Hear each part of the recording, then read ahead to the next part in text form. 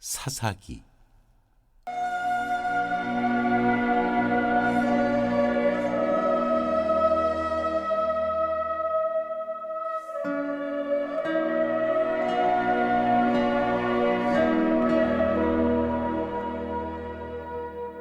삼장.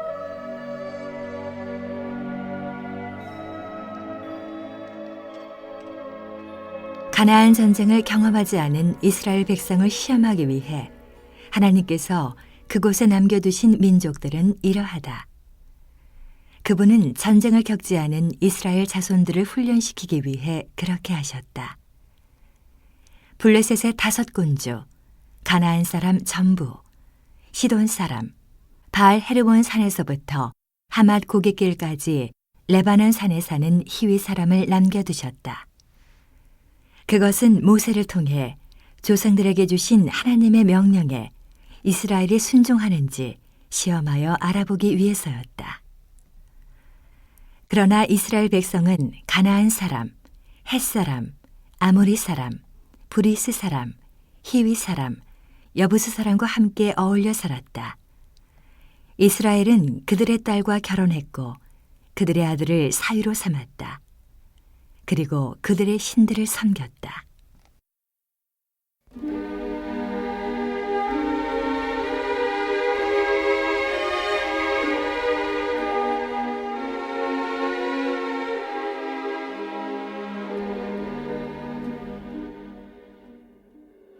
사사 온니엘.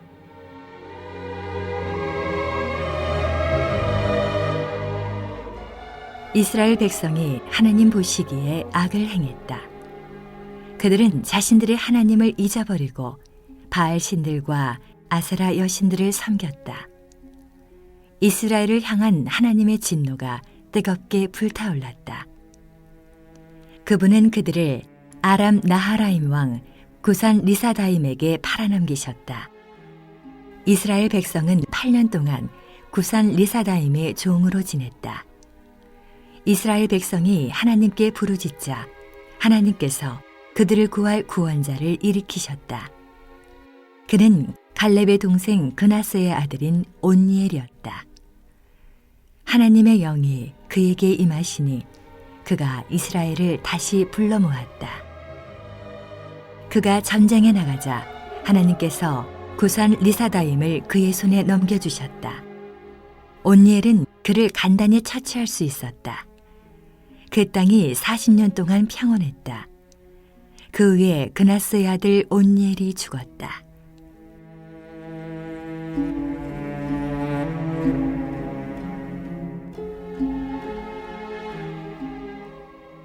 사사 에훗.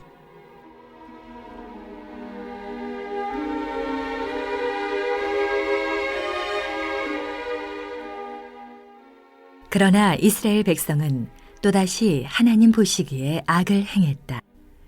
그래서 하나님께서는 모압 왕 에글론을 강하게 만드셔서 이스라엘을 대적하게 하셨다. 그들이 하나님 보시기에 악을 행했기 때문이다. 에글론은 암몬 사람과 아말렉 사람을 소집하여 이스라엘을 치고 종려나무 성읍을 차지했다. 이스라엘 백성은 14년 동안 에글론의 종으로 지냈다. 이스라엘 백성이 하나님께 부르짖으니 하나님께서 그들을 위해 구원자를 일으키셨다. 그는 베냐민 지파 게라의 아들 에훗으로 왼손잡이였다. 이스라엘 백성은 에훗 편으로 모압 왕 에글론에게 조공을 보냈다. 에훗은 양날 단검을 만들어 오른쪽 허벅지에 차고 옷으로 가린 뒤 모압 왕 에글론에게 가서 조공을 바쳤다. 에글론은 몹시 뚱뚱했다. 조공을 다 바친 뒤에 에훗은 조공을 메고 온 사람들과 함께 길을 떠났다. 그는 길갈 근처 도르상이 있는 곳까지 갔다가 다시 돌아와서 말했다. 왕이시여, 은밀히 드릴 말씀이 있습니다. 왕이 신하들에게 말했다. 물러가라. 그러자 그들이 다 물러갔다. 에훗이 왕에게 다가섰을 때 왕은 서늘한 다락방에 혼자 있었다. 왕께 전할 하나님의 말씀이 있습니다. 에훗이 말하자 에글론이 왕자에서 일어났다.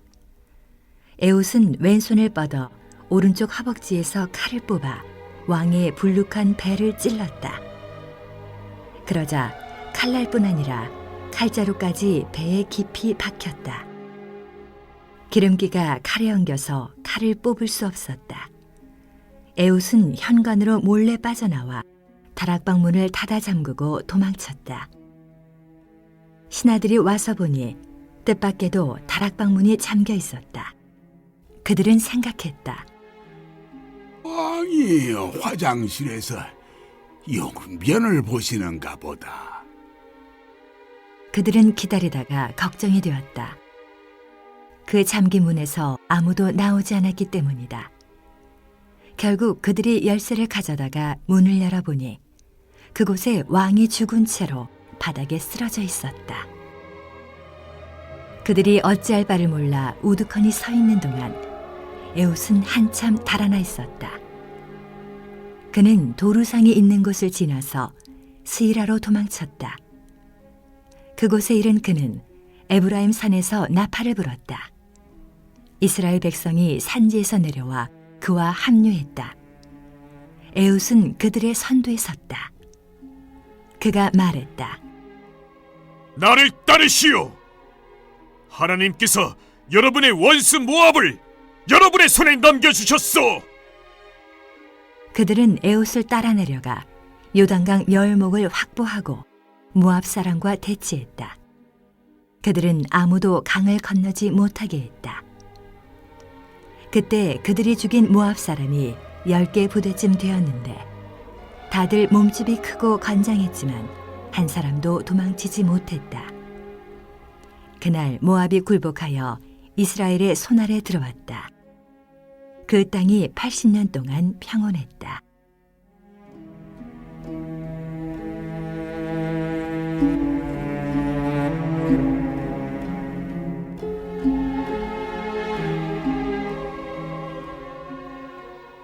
사사 삼갈.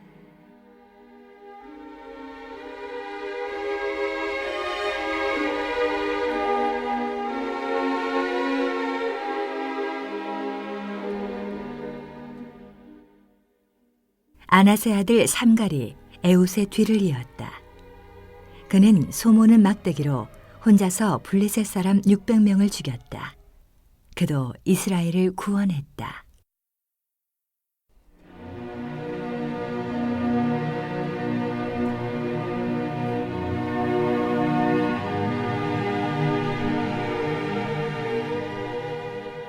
사장. 사사 드보라.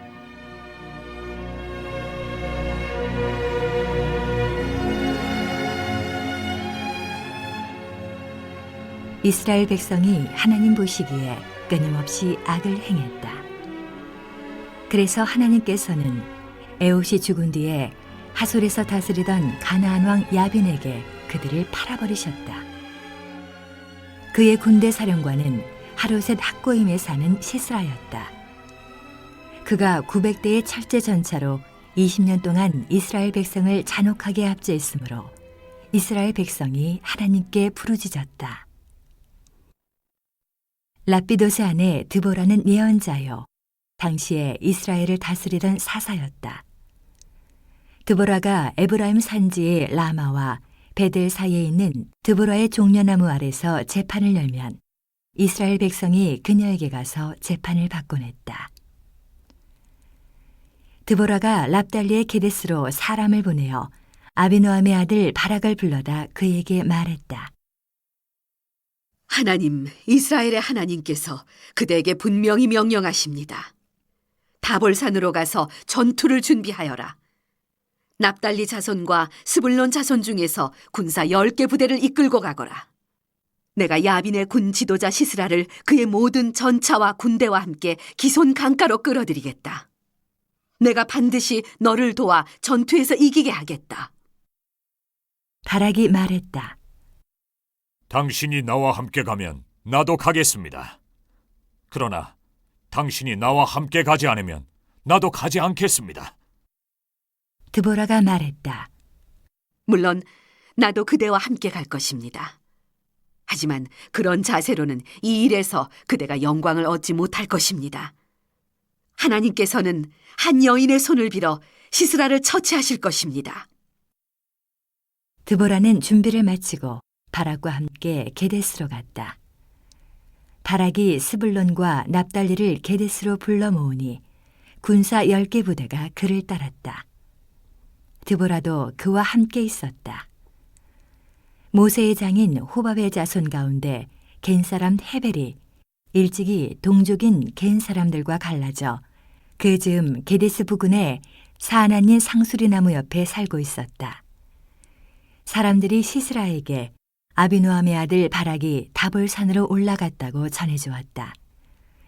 시스라는 곧바로 모든 전차, 철제 전차 900대와 하룻의 탁고임에 주둔하고 있던 모든 군대를 기송 강가로 소집했다. 드보라가 바락에게 말했다.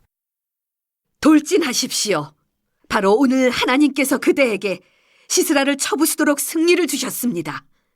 하나님께서 그대보다 앞서 진격하고 계십니다. 바락은 10개 부대를 이끌고 다볼산 비탈로 돌진해 내려갔다. 하나님께서 바락 앞에서 시스라를 그의 모든 전차와 모든 군대를 쳐부수셨다. 시스라는 전체에서 뛰어내려 도망쳤다. 바락은 하롯을 학고임까지 전차와 군대를 추격했다. 시스라의 모든 군대가 죽임을 당하고 한 사람도 남지 않았다. 한편 시스라는 필사적으로 도망쳐 겐 사람 헤벨의 아내 야일의 장막으로 갔다. 하소랑 야빈과 겐 사람 헤벨은 서로 사이가 좋았다. 야엘이 나와서 시스라를 맞으며 말했다. 들어오세요, 장군님. 저와 함께 이곳에 머무세요. 두려워하실 것 없습니다. 그래서 시스라는 야일의 장막으로 들어갔다. 야일은 그에게 담요를 덮어주었다. 시스라가 야일에게 말했다. 물 좀 주시오. 목이 마르군. 야일은 우유가 든 병을 열어 그에게 마시게 하고는 다시 담요로 그를 덮어주었다. 시스라가 말했다. 장막문에 서 있으시오. 혹시 누군가 와서 안에 누가 있는지 묻거든 아무도 없다고 하시오. 시스라가 지쳐서 곤히 잠든 사이에 헤벨의 아내 야일이 장막 말뚝과 망치를 들고 살금살금 다가가 그의 관자놀이에 대고 장막 말뚝을 박았다. 말뚝이 땅에 꽂히도록 박히니 시스라가 경련을 일으키며 죽었다. 시스라를 쫓던 바락이 도착했다. 야일이 나가서 그를 맞이했다. 야일이 말했다. 어서 오십시오. 당신이 찾는 사람을 제가 보여드리겠습니다. 그가 야일과 함께 가보니 시스라는 관자놀이의 말뚝에 박혀 몸을 뻗은 채 죽어 있었다. 그날 하나님은 이스라엘 백성 앞에서 가나안 왕 야빈을 굴복시키셨다. 이스라엘 백성이 가나안 왕 야빈을 더 세게 몰아붙여 결국 그에게 아무것도 남지 않게 되었다.